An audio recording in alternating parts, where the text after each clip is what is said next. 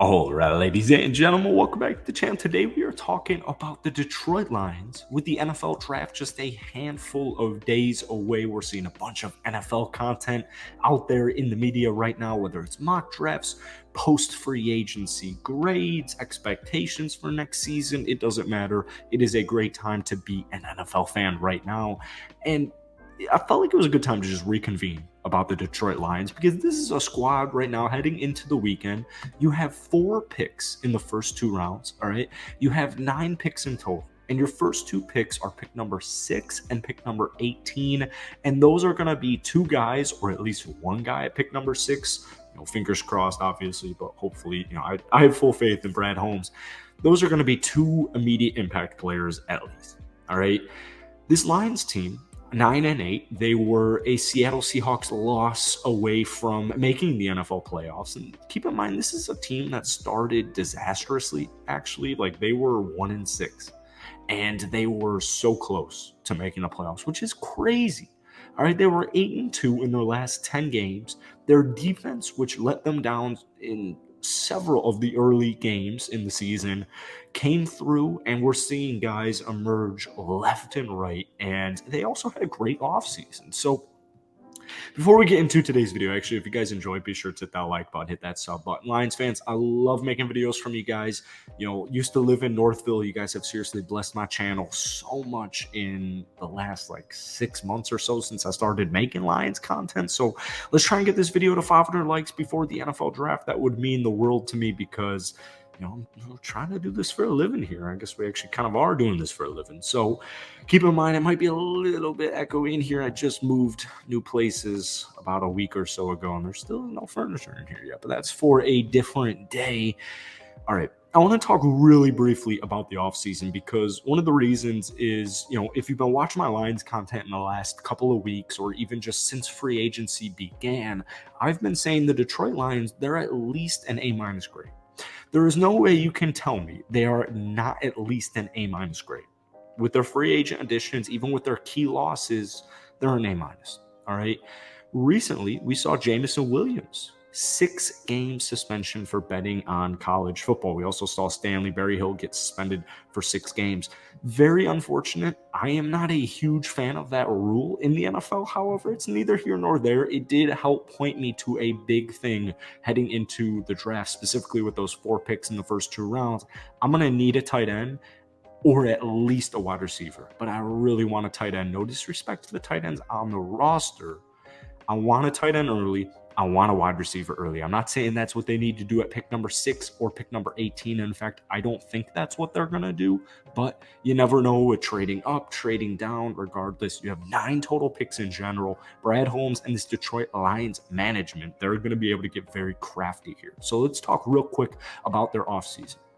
You got one of the best young safeties in the entire NFL.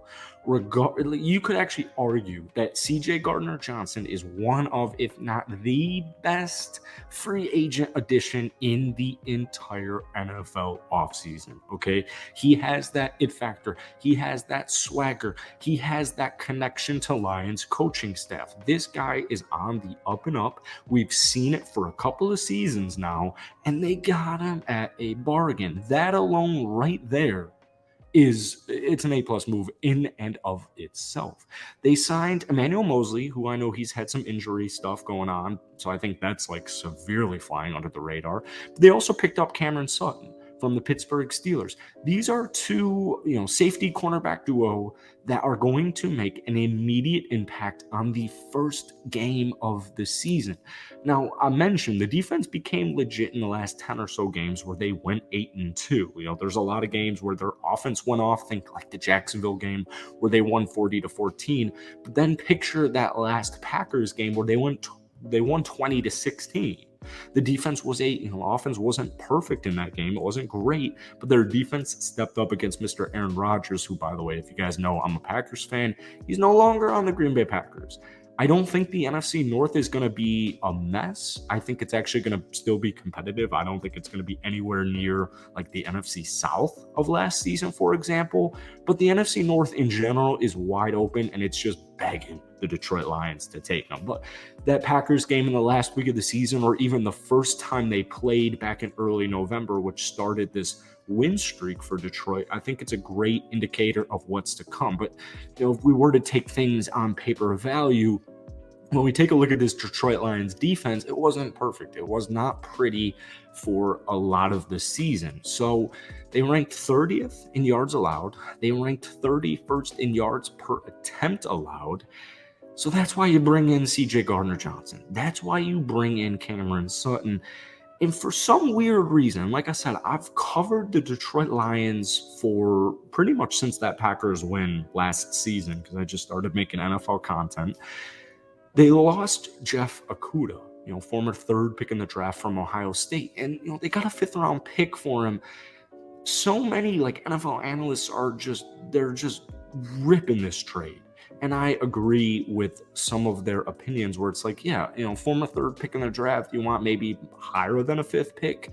But when you really break it down, when you really get into the meat and potatoes of that trade, I think it was in the Lions' best interest. Now, if they didn't acquire CJ Gardner-Johnson or Cameron Sutton, and they didn't get any secondary draft picks in this upcoming draft, maybe I would feel a little bit differently, where it's all right, maybe hold on to him, and maybe you're going to pay him one day, but it's all right because, when he's healthy, he's solid. Last season, he had an 87.6 opposing passer rating. But at the end of the day, losing Jeff Okudah, who has been the definition of, might sound rude, but he's been the definition of unreliable for the Detroit Lions, I'm not losing any sleep over it. All right, they also picked up David Montgomery. They lost Jamal Williams, who had a bunch of rushing touchdowns last season. League high 17 rushing touchdowns last season. David Montgomery is a solid running back. In fact, I think the complementary role of David Montgomery and DeAndre Swift, fingers crossed he can be healthy. If DeAndre Swift is healthy, he is a dual threat, legitimate, huge threat, might I add.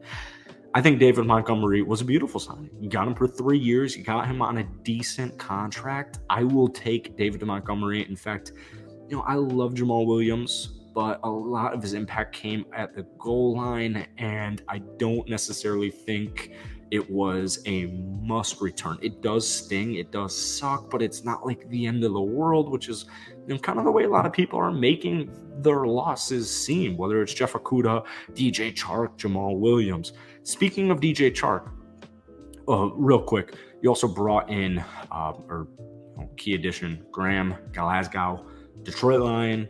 I think he's 30 years old. Just a nice move, but neither here nor there. They also made a couple of other sneaker, more practice squad moves, but we're going to focus the last part of this video on Marvin Jones Jr. and the draft.